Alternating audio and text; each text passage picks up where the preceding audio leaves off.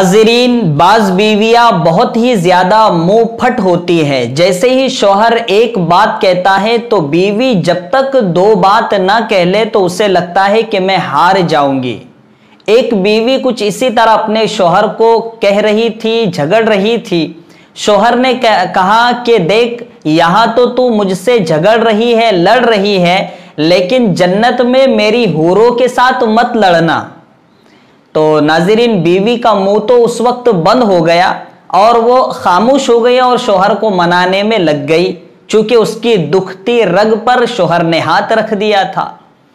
ناظرین، لیکن یہاں ایک سوال ہوتا ہے، بہت اہم سوال، کہ کیا جنت میں اپنی بیوی اور حور کے درمیان کوئی حسد، جلن جیسی چیز ہوگی؟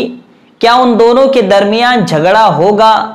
تو آپ کو بتا دوں، اور اس کا جواب آپ چاہتے بھی ہوں گے، کہ وہاں چونکہ دلوں کو صاف کر لیا جائے گا، پاک کر لیا جائے گا، اور اصل جو حسد، جلن جن چیزوں کی وجہ سے ہوتا ہے وہ چیزیں ہی ختم کر دی جائیں گی دل سے، تو انشاءاللہ ثم انشاءاللہ وہاں ایسا کوئی جھگڑا نہیں ہوگا۔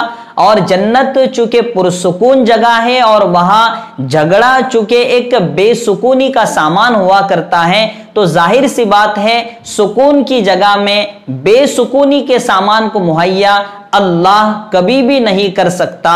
اس لیے بیوی اور حور کے درمیان جھگڑا نہیں ہوگا، بلکہ وہ ملن ساری کے ساتھ رہیں گے۔